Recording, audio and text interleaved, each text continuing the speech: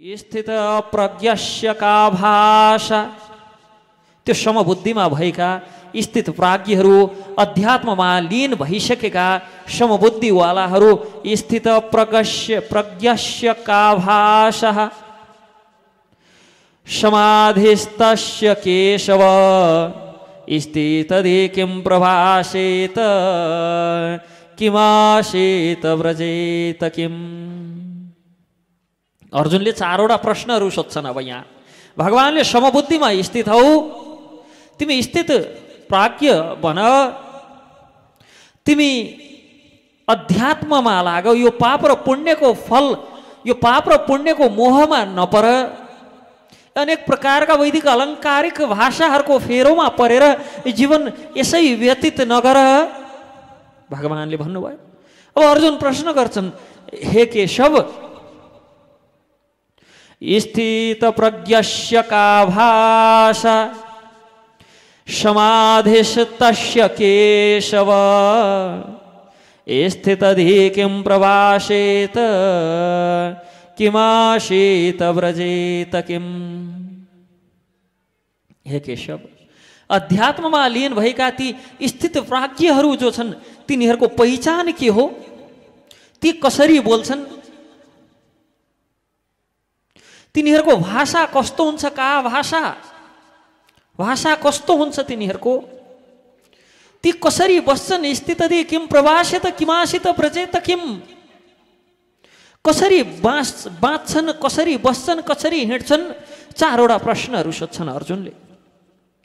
चार प्रश्नहरू अबका श्लोकमा 55औं श्लोकदेखि 55, 56, 57 हुँदै 72औं श्लोक 71औं श्लोकसम्म भगवानले यिनै चारवटा प्रश्नको उत्तर दिनुहुन्छ। अध्यात्ममा लीन भएको स्थित प्रज्ञको लक्षण के हो भन्ने प्रश्नको उत्तर दिनुहुन्छ 55औं श्लोकमा। अनि दोस्रो बुद्धि थियो, त्यस्तो स्थिर बुद्धि भएको व्यक्ति कसरी बोल्दछन्, के बोल्दछन्, यो प्रश्नको उत्तर 56 र 57औं श्लोकमा दिनुहुन्छ श्री भगवानले। र तत्पश्चात कसरी बस्छन् वा संसारबाट कसरी उदासीन भएर आफ्नो जीवन व्यतीत गर्छन्, निर्वाह गर्छन् भन्ने प्रश्नको उत्तर 58 देखि 63औं श्लोकसम्म 5 श्लोकमा उत्तर दिनुहुन्छ भने कसरी हिँड्छन्, कस्तो व्यवहार गर्छन् भन्ने चौथो प्रश्नको जो उत्तर छ, त्यो प्रश्नको उत्तर 64औं श्लोकदेखि 71औं श्लोकसम्म 7वटा श्लोकमा त्यो प्रश्नको उत्तर दिनुहुन्छ। अब यहाँ अर्जुनले वास्तविक प्रश्न अब बल्ल सोध्न सुरु गरे। प्रश्न सोध्नका लागि पनि पहिला अलिअलि ज्ञान हुनु पर्यो नि त। यदि सामान्य ज्ञान नै छैन भने सोसियोलोजी पढाए मान्छेलाई फिजिक्सको क्लासमा लगेर राखिदियो भने प्रश्न के सोध्ने? प्रश्न सोध्नलाई त अलिअलि त्यो विषयका बारेमा थाहा हुनु पर्यो। अर्जुनलाई बिचारा प्रश्न पनि थाहा थिएन अहिलेसम्म सोध्नै के भनेर। शिष्यस्ते हम साधिमाम त्वं प्रपन्नम, म त हजुरको शिष्य भएँ, अब मलाई के गर्दा हित हुन्छ, मेरो कल्याण के गर्दा हुन्छ त्यही कुरा बताउनुहोस् भनेर अर्जुनले भने। भगवानले के गर्दा कल्याण हुन्छ, के गर्दा हित हुन्छ बताइदिनु भयो। अब प्रश्न आउन लाग्यो, ए यो भने के हो, यो भने कस्तो हो, किन हो, कहाँबाट हो, कसरी हो, सारा प्रश्नहरू अब आउन लाग्यो अर्जुनलाई। प्रश्न गर्न लाग्यो अर्जुनले र एकैपटक अब प्रश्न अलिअलि बुझे पछाडि फेरि उत्सुकता हुन्छ, कौतूहलता हुन्छ, धेरै जान्न इच्छा हुन्छ र त्यो उत्सुकताले अब प्रश्नहरू जन्माउन लाग्छ। यहाँ अर्जुनलाई पनि अब त्यो उत्सुकता, त्यो कौतूहलताले गर्दा एकैपटक चारवटा प्रश्नहरू आए, प्रश्न सोध्न लागे। र अब यिनै चार प्रश्नको उत्तर भगवानले दिनुहुन्छ। श्री भगवान उवाच, भगवानले भन्न लाग्नुभयो, उत्तर दिन लाग्नुभयो। भगवानले उत्तर दिन लाग्नुभयो। भगवान भन्नुहुन्छ, प्रजहाति यदा कामान् सर्वान् पार्थ मनोगतान् आत्मन्यवात्मना तुष्ट स्थित प्रज्ञस्तदोच्यते। पहिलो प्रश्नको उत्तर, अर्जुनको पहिलो प्रश्न थियो स्थित प्रज्ञहरूको लक्षण के हो, कसलाई स्थित प्रज्ञ भन्ने लक्षण कस्तो हुन्छ तिनीहरूको। भगवान भन्नुहुन्छ ए पार्थ, जब मानिसले मानसिक चिन्तनबाट इन्द्रिय तृप्तिका विषयमा आउने सबै किसिमका इच्छाहरूलाई पूर्ण रूपमा त्यागिदिन्छ र मनलाई निर्मल गरी स्वयंमा परम सन्तुष्ट प्राप्त गर्न लाग्छ, त्यस्तो व्यक्तिलाई पावन दिव्य चेतनामा अवस्थित स्थित प्रज्ञ भनिन्छ। पहिलो प्रश्न, स्थित प्रज्ञका लक्षण के हुन् त भन्दा भगवानले भन्नुभयो तिनको लक्षण मानसिक चिन्तन, इन्द्रिय तृप्तिको चिन्तन, इन्द्रिय तृप्तिका विषयमा आउने सबै किसिमका इच्छाहरूको चिन्तन जब व्यक्तिले छोड्छ, पूर्ण रूपमा त्याग छ। हुन्छ नि, हामी यसै बस्दै गर्दाखेरि पनि चिन्तन के हुन्छ, श्रीहरिको चिन्तन पनि गर्न मिल्छ, भगवानका दिव्य लीलाहरूको चिन्तन। भगवान कसरी यमुना विहार गर्नुहुन्थ्यो, अथवा भगवान श्री रामचन्द्रले कस प्रकार पुल निर्माण गराउनुभयो वानरको सेनाका माध्यमबाट, अथवा भगवान श्री नरसिंहदेवले कस प्रकार कस्तो अद्भुत स्वरूप धारण गरेर आएर हिरण्यकश्यपको कस प्रकारले वध गर्नुभयो, यो पनि चिन्तन गर्न मिल्छ। अथवा भरे के पकाउने हो, मासको दाल त मलाई त्यति मन पर्दैन, पकाउन पनि अल्छी लागेछ, होटलतिरबाट ल्याएर खाने हो कि। चिन्तन त यस्तो पनि गर्न मिल्यो। एउटा भयो भगवत चिन्तन, अर्को भयो इन्द्रियको चिन्तन, मेरो जिब्रोलाई मासको दाल मन पर्दैन, त्यो इन्द्रिय चिन्तन भयो। अथवा भरे बसेर महाभारतको 2टा अध्याय हेर्नु पर्ला, रामायणका कुनै काण्ड हेर्नु पर्ला, रामायण र महाभारत पल्टाउनु पर्ला, भागवत गीताको एउटा अध्याय भरे त पक्कै हेर्छु, एउटा श्लोक त पक्कै हेर्छु, यस्तो पनि सोच्न मिल्यो। अथवा भरे अब कुन चाहिँ नयाँ फिल्म आएको छ, टिकट काट्नुपर्ने, हेर्न जानुपर्ने, यो पनि चिन्तन, यो दुइटै चिन्तन हो। एउटा इन्द्रियका लागि चिन्तन हो, अर्को परमार्थको चिन्तन हो। अब चिन्तन दुवै हिसाबमा चिन्तन गर्न मिल्यो। तर स्थित प्रज्ञ कसलाई भनिन्छ, जसले इन्द्रियका चिन्तनहरूलाई चटक्कै बिर्सिदिएर भगवत चिन्तनमा लगाउँछन्, अर्थात् इन्द्रियका जो इन्द्रिय तृप्तिका विषयहरूलाई, ती सबै प्रकारका इन्द्रिय तृप्तिका विषयका इच्छाहरूलाई पूर्ण रूपमा त्यागेर मनलाई एकदम निर्मल गरेर स्वयं जे प्रारब्धवश प्राप्त हुन्छ त्यसमै जो सन्तुष्ट रहन्छन्, त्यस्तो व्यक्तिको चेतना विस्तार दिव्य स्थितिमा पुग्न लाग्छ, दिव्य स्तरमा पुग्न लाग्छ। र जसको चेतनाको स्तर दिव्य भएको छ, जसको चेतनाको स्तर पावन भएको छ, त्यो व्यक्तिलाई स्थित प्रज्ञ भन्नुपर्छ। स्थित प्रज्ञको लक्षण भनेको इन्द्रियको लालसाको पछाडि नदौडने हो। जो इन्द्रियको लालसाका लागि यता र उता भौतारिँदैन, त्यो व्यक्ति भनेको स्थित प्रज्ञ हो। स्थित प्रज्ञको सम्बन्धमा भगवानले लक्षण सम्बन्धमा बताउनु भयो।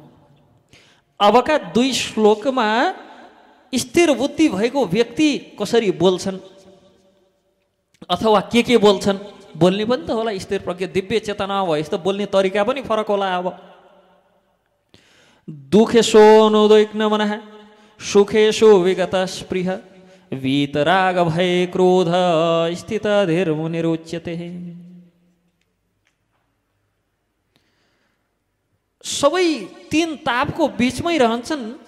यो जबसम्म यो शरीर छ तबसम्म हामी रहने त त्रितापको बीचमै हो। जबसम्म यो शरीरमा छौँ हामी तबसम्म यी त्रिताप आध्यात्मिक आधिभौतिक आधिदैविक जो त्रितापहरू छन्, जो ती प्रकृतिका 3टा गुणहरू छन्, यो गुणभन्दा बाहिर त कोही हुँदैन। जो यो त्रितापले यो शरीर रहिन्जेलसम्म दुःख दिइराख्छ। तर यस्तो अवस्थामा रहँदा पनि ती व्यक्तिहरूको मन विचलित हुँदैन।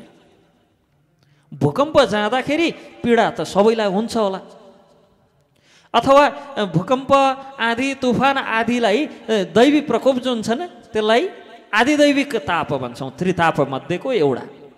अब ती आदिदैविक ताप हुँदाखेरि अथवा भूकम्प आदि जाँदाखेरि ती जो स्थित प्रज्ञ छन् ती पनि यहाँ भएपछि भूकम्पले त तिनलाई पनि हल्लाउँछ। अरू जो इन्द्रिय विषय लोलुप्त व्यक्तिहरू छन्, इन्द्रियका अधीनस्थ व्यक्तिहरू छन्, देहात्म बुद्धि भएका व्यक्तिहरू छन्, त्यस्ता व्यक्तिहरू विचलित हुन्छन्। स्थित प्रज्ञहरू थाहा पनि नपाइदे यसरी बस्छन्, मतलब विचलित हुन्नन्। तिनको हृदय यी यस्ता त्रितापबाट विचलित हुँदैन।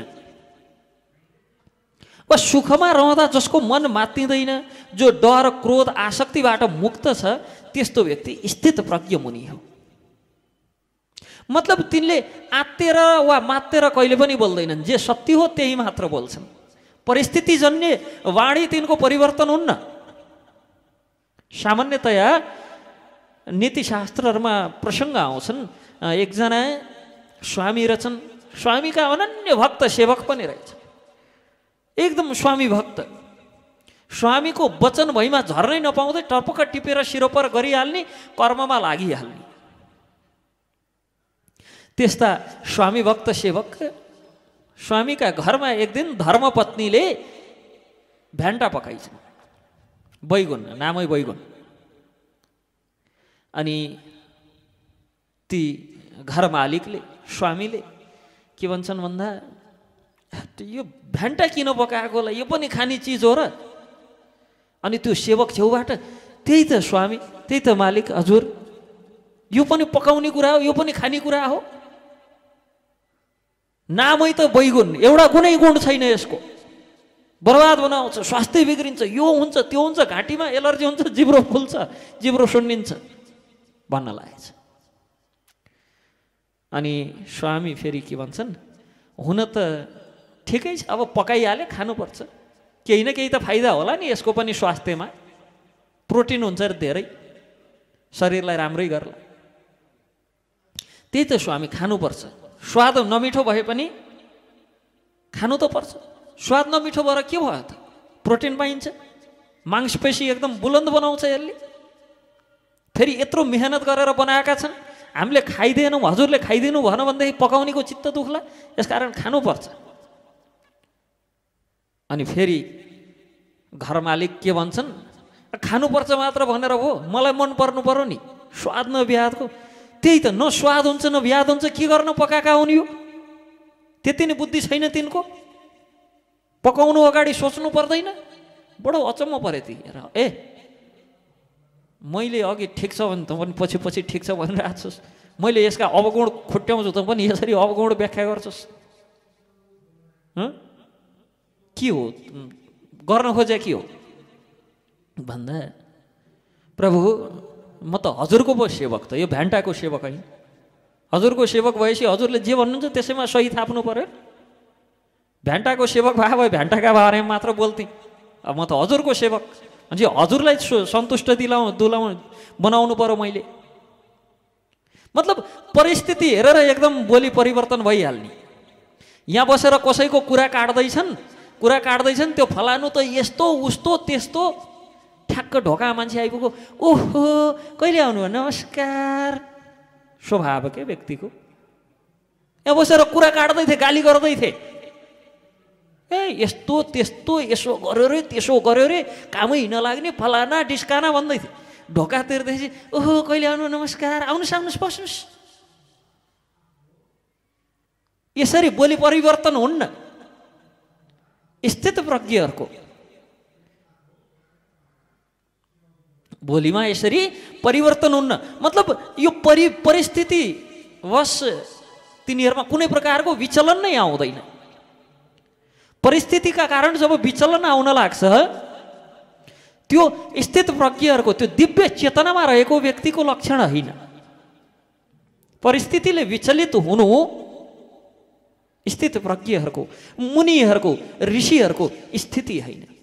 हामी त ऋषिहरूका सन्तति, हामी पनि हुनुपर्ने चाहिँ यो त्रितापहरूका बिचमा रहँदा पनि मन विचलित नगराइकन, सुखमा नमात्तिकन, दुःखमा नआत्तिकन, डर क्रोध आसक्तिबाट मुक्त भएर रहनुपर्ने।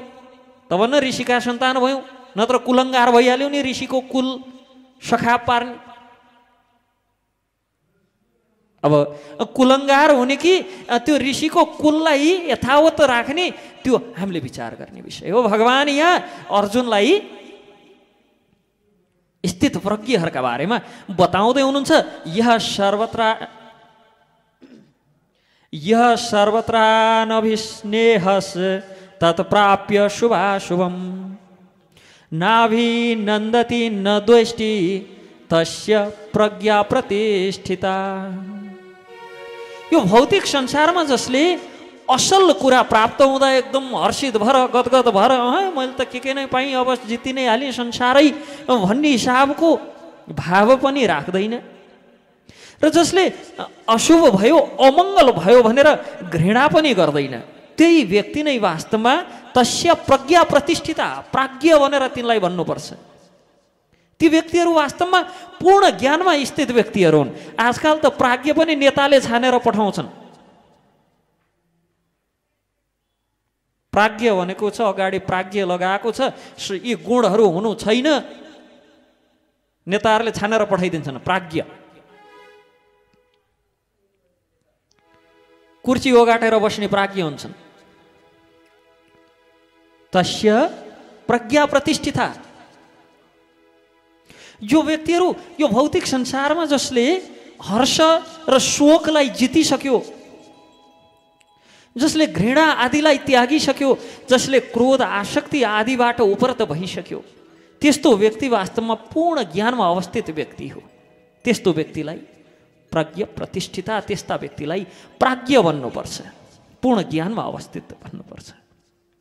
यदा संहरते चायं कुर्मङ्गानिव सर्वशः इन्द्रियाणि इन्द्रियार्थे अभ्यस्तस्य प्रज्ञा प्रतिष्ठिता। कछुवा हामीले देखेका छौँ। कछुवाले के गर्छ, जब बाहिर केही खतरा आइपर्छ आफ्नो सारा शरीरलाई सट्ट समेटेर त्यो खोलभित्र लान्छ। त्यसै गरी हामीले पनि सारा इन्द्रिय र तिनका विषयलाई समेटेर, इन्द्रियलाई तिनका विषयबाट समेटेर खिचेर तानेर ती इन्द्रियहरूलाई विषयबाट अलग गर्नुपर्छ। र जो व्यक्तिले दृढतापूर्वक इन्द्रियलाई विषयका वासनाहरूबाट खिचेर सारा इन्द्रियहरू भगवत सेवार्थ लगाउन सक्छ, केवल कर्तव्य परायण भएर कर्तव्य कर्मको पालनमा मात्र लगाउन सक्छ, त्यस्तो व्यक्ति नै पूर्ण चेतनामा स्थित रहेको प्राज्ञ भनेर चिनिन्छ। विषया विनिवर्तन्ते निराहारस्य देहिन रसवर्जम रसोप्यस्य परम दृष्ट्वा निवर्तते। कुनै पनि देहधारी जीव जब इन्द्रिय भोगबाट छुटिसके भन्ने अवस्थामा छ वा इन्द्रिय भोगबाट टाढा भइसकेको छ, तर त्यसको वासना भने रहिरहन्छ, यदि त्योभन्दा उत्कृष्ट रसको स्वाद पायो भने विषय भोगको अभिरुचि समाप्त हुन्छ, दिव्य चेतनामा स्थित हुन्छ। तर केवल वासनाबाट तान्न त भनियो, वासनाबाट इन्द्रियहरूलाई अलग गर्नु त भनियो, जिब्रोलाई त्यो जिब्रोको लालसा स्वादको पछि दौडन हुन्न भनेर त भनियो, तर त्योभन्दा उत्कृष्ट रसको आस्वादन गराइएन भने जिब्रो त स्वाभाविक रूपमा फेरि त्यही निकृष्ट रसमा लागिरहन चाहन्छ, यता र उता त्यही लालसामा भौतारिरहन चाहन्छ।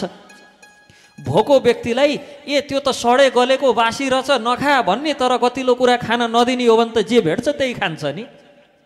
त्यस्तै गरी अब यहाँ भगवानले के भन्नुभयो भने त्यो जसरी कछुवाले आफ्ना सारा अङ्गहरूलाई समेटेर त्यो खप्परभित्र समाहित गर्छ नि, त्यसै गरी सारा विषयबाट इन्द्रियहरूलाई खिचेर अलग गराउनुपर्छ संसारबाट भनेर त भन्नुभयो। तर स्वाभाविक प्रश्न आउन सक्छ, अलग त गराउने, तर इन्द्रियको त स्वभाव नै बलबड दृढ चञ्चल छन् इन्द्रियहरू, अनि यिनलाई कसरी यिनको वासनाबाट पनि टाढा राख्ने त? किनभने जबरजस्ती छुटाउन त छुटाइयो, यो सडे गलेको बासी छ नखा भनेर त भनियो भोको व्यक्तिलाई, तर भोक त मर्दैन नि त्यसो भनेर। नखा भनेर नखाइदिएला तर भोक मर्दैन। अरू केही उच्च रस प्राप्त गरेन भने त्यही सडे गलेको भयो नि खानु त पर्यो, भोक त मार्नु पर्यो। अब के गर्नुपर्छ त भगवान् यहाँ के भन्नुहुन्छ, त्यसलाई रसवर्जम रसोप्यस्य परम दृष्ट्वा निवर्तते। निकृष्ट रसबाट वर्जित गर्दै अर्थात् इन्द्रिय भोगबाट वर्जित गर्नुपर्छ र उत्कृष्ट रसमा लिएर जानुपर्छ। उत्कृष्ट रस कसरी हुन्छ? कानलाई सुन्नै नदिने, अब कान झिरले खोपिदिने, केही पनि नसुन्ने संसारको विषयमा भनेको होइन।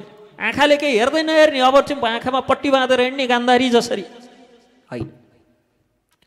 आँखा यहाँ शास्त्र पढ्न प्रयोग गर्ने,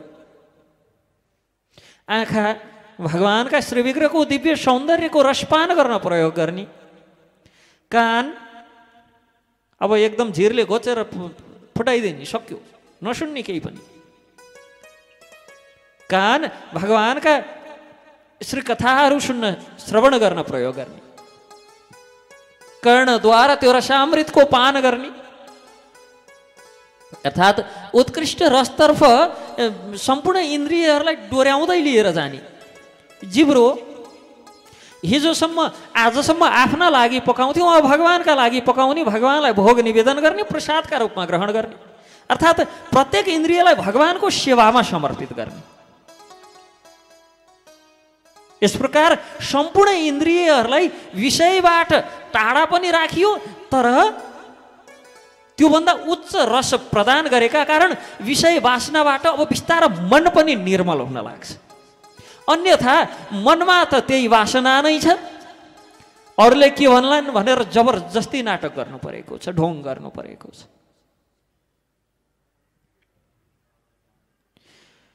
ये ततो यापि कौन्तेय पुरुषस्य विपश्चितः इन्द्रियाणि प्रमाथीनि हरन्ति प्रसवं मनः। हे अर्जुन, यी इन्द्रियहरू कति बलवान र वेगवान छन् भने तिनीहरूलाई नियन्त्रण गर्न प्रयत्नशील विवेकी मानिसको मनलाई पनि तिनले बलपूर्वक हरण गर्छन्। शास्त्रमा अनेक यस्ता उदाहरण देख्न सक्छौँ कि मन कस प्रकार हरण हुन्छ। भरत महाराज बडो उदाहरण हुनुहुन्छ यसमा कि भरत महाराजले संसारको एकदम निष्कण्ठ यो पृथ्वीको एक लौटी राज्य थियो उहाँको, त्यो सबै चटक्कै त्यागिदिनु भयो। यही मुक्ति क्षेत्रमा गण्डक क्षेत्रमा आएर बस्नुभयो, एउटा हरिणसँग आसक्त हुनुभयो। भने इन्द्रियहरू कति बलवान छन्।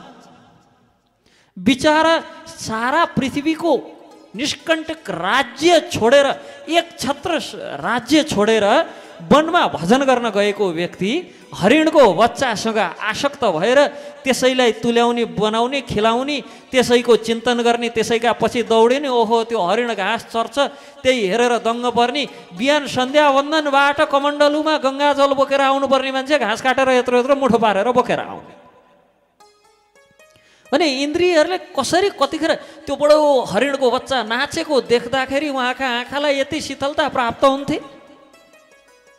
त्यत्रो राज्यको स्वामी राज्य त्यागिसकेर वनमा गएपछि पनि इन्द्रियले थाहै नपाइकन तानेर आफूतिर आकृष्ट गरेर यति बलवान छन् कि यस्ता पूर्णतया इन्द्रियलाई आफ्नो नियन्त्रणमा राखेर निग्रह गरेका व्यक्तिहरू पनि, चेतनालाई एकदम भगवानमा स्थिर गरिसकेका व्यक्तिहरू पनि बलपूर्वक मनलाई तिनले हरण गर्ने गर्छन् यदि सावधानी अपनाएनौँ भने।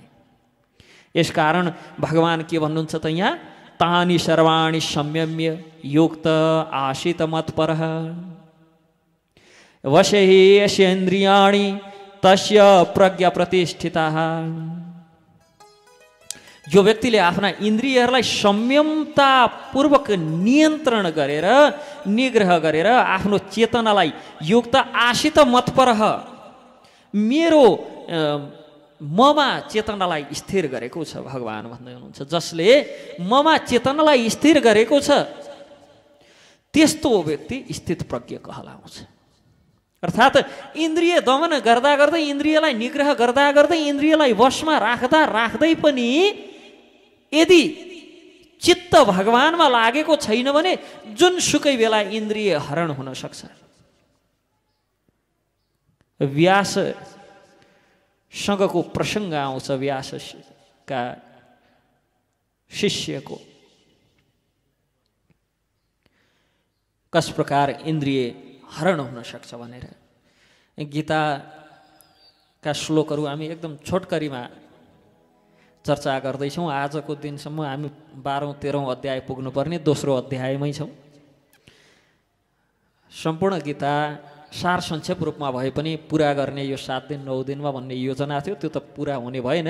फेरि अरू सत्रहरूमा चर्चा गर्नेछौँ।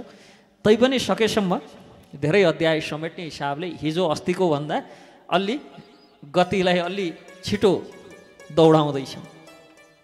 हिजो अस्तिका सत्रभन्दा श्लोकहरू अलि छिटो छिटो अगाडि बढाउँदैछौँ। यहाँ भगवानले सम्पूर्ण इन्द्रियहरूलाई निग्रह गर्दा गर्दै पनि, वशमा राख्दा राख्दै पनि यदि चित्त ममा स्थिर छैन भने, यदि चित्त भगवानमा लगाएको छैन भने त्यस्तो व्यक्तिका इन्द्रियले कतिखेर मनलाई हरण गरेर कहाँ पुर्याइसक्छन्। उदाहरण, बिहान हरिनाम जप्न भनेर हातमा माला लिएर बस्यो, हरे कृष्ण कृष्ण कृष्ण हरे हरे भन्दा भन्दै मन कहाँ पुगिसक्छ। मनले दिनभरि गर्नुपर्ने काम सोच्न भ्याइसक्छ। यहाँ बसेर बडो आँखा चिम्लेर हातमा माला लिएर, झोली माला लिएर जप्न भनेर बस्यो, दिनभरि के काम गर्ने प्लानिङ बनिरहेको हुन्छ। हिजो बेलुका के खाएको थिएँ त्यसका बारेमा सोचिरहेको हुन्छ। हिजो कसले के भन्यो। अर्थात् भगवानमा जबसम्म त्यो मनलाई स्थिर गरिन्न तबसम्म, भगवानलाई जबसम्म चित्तलाई स्थिर गरिन्न, केवल इन्द्रियलाई वशमा गर्दा गर्दा पनि मनबाट त्यो वासना हट्दैन। मनबाट वासना हटेन भने एक दिन फेरि त्यो वासनाको प्रबल वेगले हामीलाई तानेर इन्द्रिय भोगतर्फै दौडाइहाल्छ। यहाँ कर्मयोगका साधकहरूलाई पनि भगवान मतपरह पदले आफ्नो शरणमा पर्नुपर्ने निर्णय सुनाउँदै हुनुहुन्छ कि हामी साधना त कर्मयोगको गर्दैछौँ, कर्मयोगको साधना गर्दा गर्दै पनि चित्त चाहिँ मतपरह अर्थात् भगवानकै श्रीचरणमा लगाउनुपर्छ। अन्यथा कर्मयोगबाट कर्मयोगी कहिले कर्मभोगी हुन लाग्यो थाहै पाउँदैनौँ हामीले। कर्मयोगी थियो, केही महिना पछाडि त फलभोगी भइसक्यो, थाहै छैन, यादै छैन। बस वस्त्र मात्र बाँकी रह्यो कर्मयोगीको, बाँकी सबै भोगी भइसक्यो। भक्तिको विशेषता यो हो कि जो मतपरह भक्त छ, भगवानको शरणमा पूर्ण रूपमा चित्त लगाएको भक्त छ, त्यसको अहित कहिल्यै हुँदैन। पूर्ण रूपमा भगवत शरणमा नपरेसम्म इन्द्रियहरू पूर्ण रूपमा आफ्ना नियन्त्रणमा हुन पनि त कठिन छ। किनभने हामीले पूर्व सत्रहरूमा पनि चर्चा गऱ्यौँ, भगवानलाई गोविन्द भन्छौँ, अर्थात् इन्द्रियहरूका स्वामी। अब यी जब समस्त इन्द्रियहरूका स्वामी यदि भगवान हुनुहुन्छ भने आफ्ना प्रयासले तिनलाई वशमा गर्न भन्दा हे भगवान, हे गोविन्द, आखिर इन्द्रियका स्वामी हजुर नै हुनुहुन्छ, म हजुरकै शरणमा पर्छु, हजुरले नै मेरा इन्द्रियको पनि ख्याल राख्नुहोस्, विचार गर्नुहोस् भनेर छोडिदिउँ भने सहज होला आफूले प्रयास गर्नुभन्दा। यहाँ कर्मयोग र भक्ति योग बीचको अन्तर बुझ्नु आवश्यक छ। कर्मयोगमा त्याग प्रधानता रहेको हुन्छ, कर्मयोगमा त्याग प्रधान विषय हुन्छ, त्यागलाई प्रधान साधनको लक्षण मानिन्छ। कर्मयोगमा त्यागबाट सुख शान्ति प्राप्त हुन्छ। जति त्याग्न सक्छ व्यक्तिले त्यति सुख शान्ति प्राप्त हुन्छ। तर यो त्यो हामीले जो त्यागबाट प्राप्त गरेको सुख शान्ति प्राप्तिको सुख नभएर, प्राप्तिको शान्ति नभएर दुःख र अशान्ति हटेको अवस्था हो। कर्मयोगले के हुन्छ भने हामी मलाई सुख चाहियो, मलाई शान्ति चाहियो भन्छौँ। मलाई भन्ने जुन पद छ त्यो अहङ्कारवाचक हो। चाहियो भन्ने जुन पद छ त्यो कामना विशेष हो, कामनावाचक हो। यदि त्यो अहङ्कार र कामनालाई त्यागिदियौँ भने बाँकी त त्यही सुख न रह्यो, खोज्नै पर्दैन। जबसम्म त्यो मलाई र चाहियो भन्ने दुईटा पद, अहङ्कारवाचक पद मलाई अनि त्यस पछाडि कामनावाचक पद चाहियो, यो दुईटालाई जबसम्म त्याग्दैनौँ तबसम्म सुख प्राप्ति हुँदैन। जब अहङ्कारवाचक मलाई र कामनावाचक चाहियो यी दुईटा पदलाई त्याग्छौँ, बाँकी त त्यही सुख न रह्यो। मलाई सुख चाहियो भित्रबाट अहङ्कारवाचक मलाई र अनि कामनावाचक चाहियोलाई त्यागिदिने हो भने बाँकी शेष त सुख मात्र रह्यो, तर त्यो पनि प्राप्तिको सुख होइन।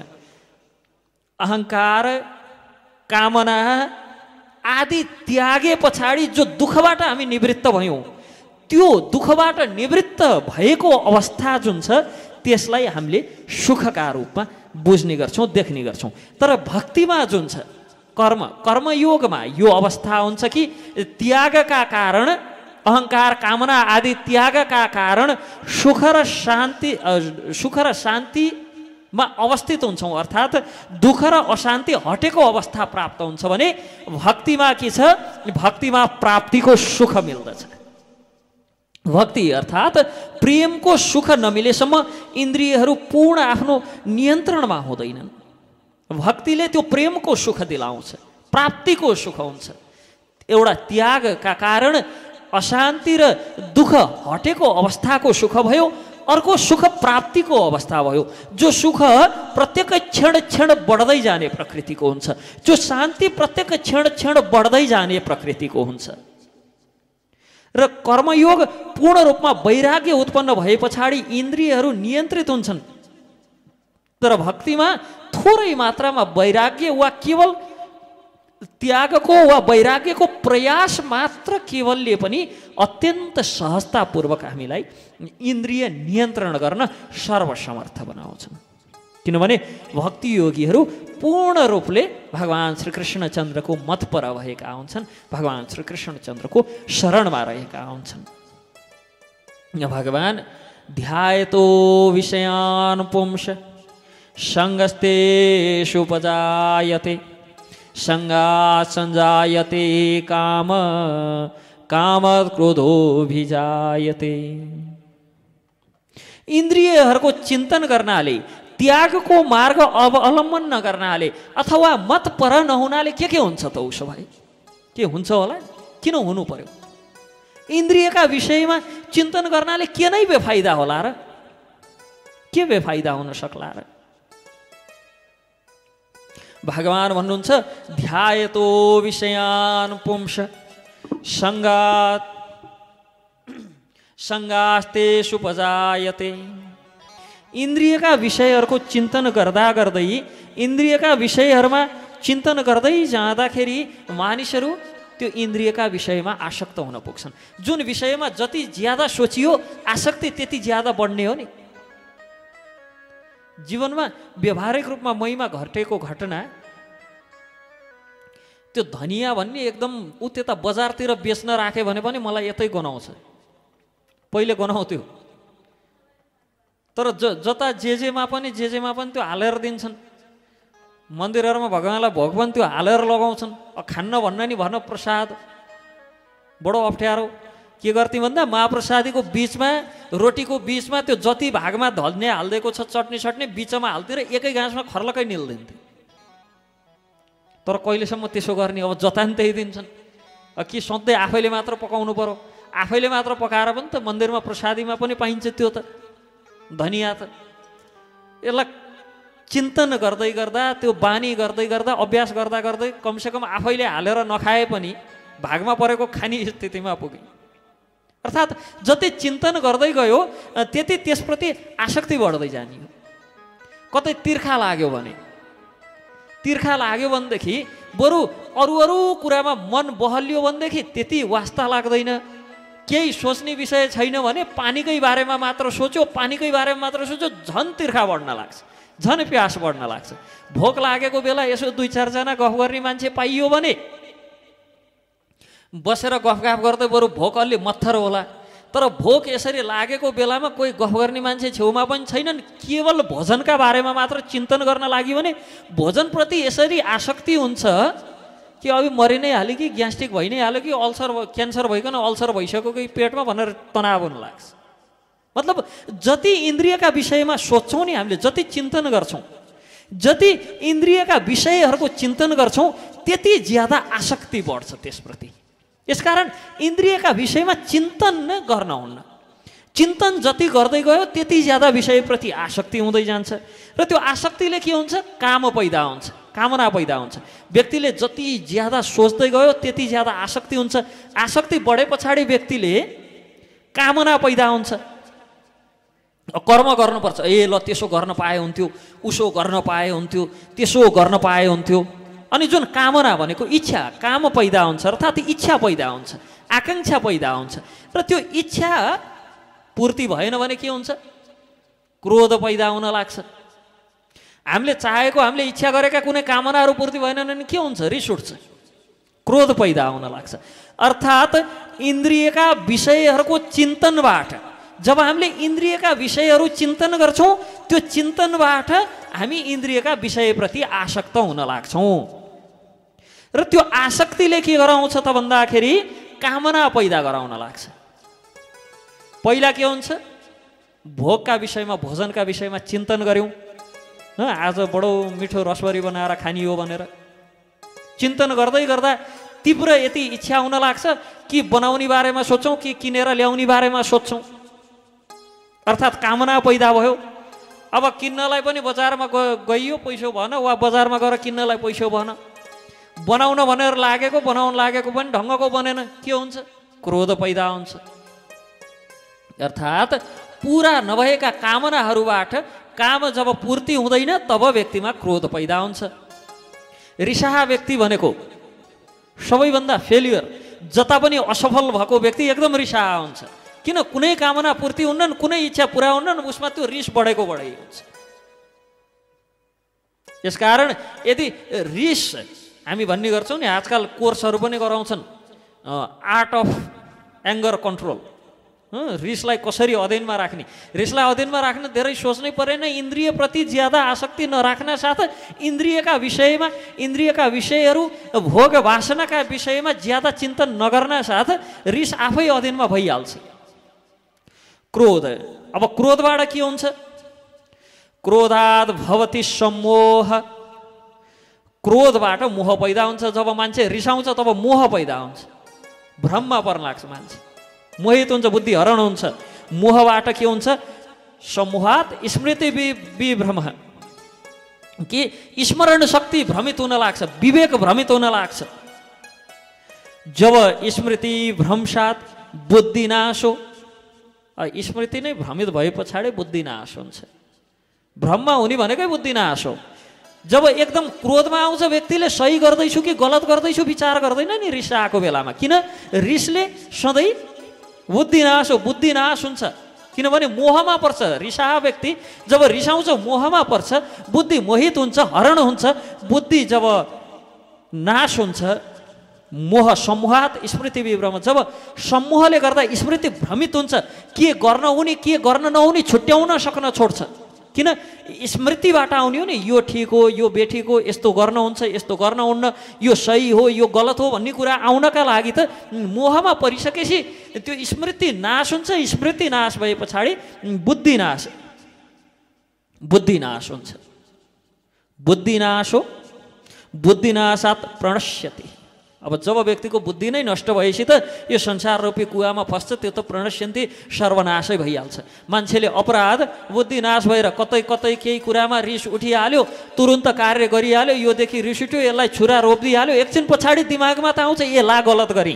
तर के हुन्छ, क्रोधको वशमा परेको बेलामा व्यक्तिको बुद्धि नाश हुन्छ, मोहमा पर्छ।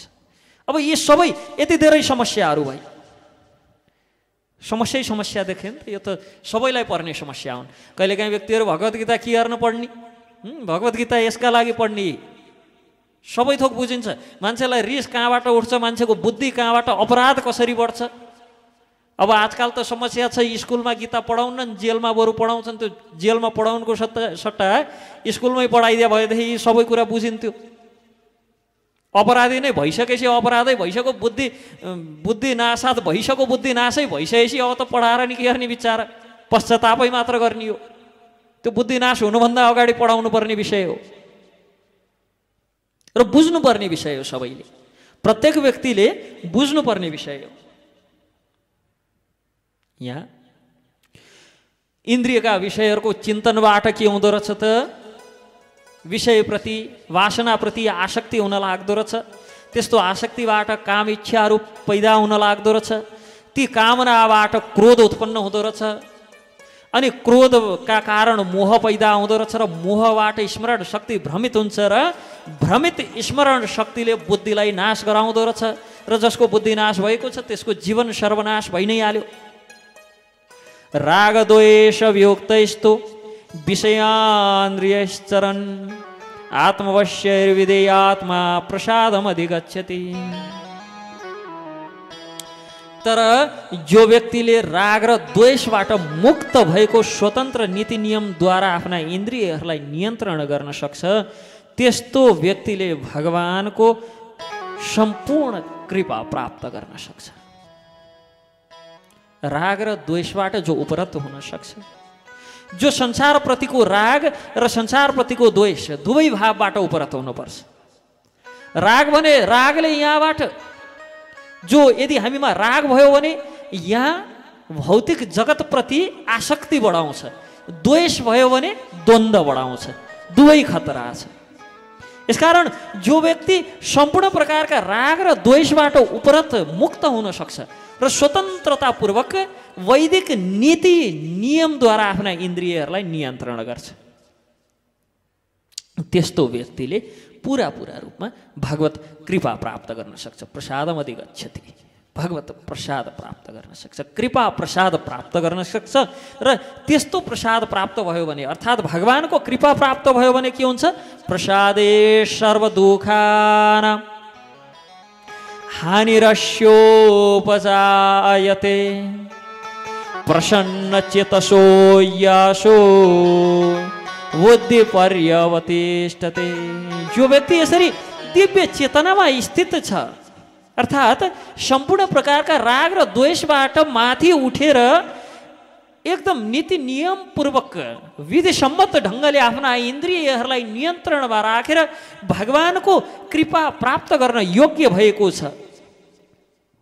भगवत कृपाले गर्दा जो दिव्य चेतनामा भगवत प्रसाद स्वरूप जसले दिव्य चेतना प्राप्त गरेको छ, भगवत चेतना प्राप्त गरेको छ, जसको चेतना पूरा रूपमा श्रीकृष्ण भावना भावित भएको छ, त्यस्तो व्यक्तिका लागि संसारका तीनै किसिमका कष्टहरू खासै टिक्दैनन्। हानि रस्य उपजायते, ती कष्टहरूले, त्रितापहरूले, त्रिगुणहरूले, आदि भौतिक आध्यात्मिक आदि दैविक आदि तापहरू, सत्व रज तम आदि गुणहरूले कष्ट दिन सक्दैनन्, हानि पुर्याउन सक्दैनन्। हानि रस्य उपजायते, त्यस्तो तृप्त चेतनामा रहने व्यक्तिको बुद्धि सधैँ स्थिर रहन्छ।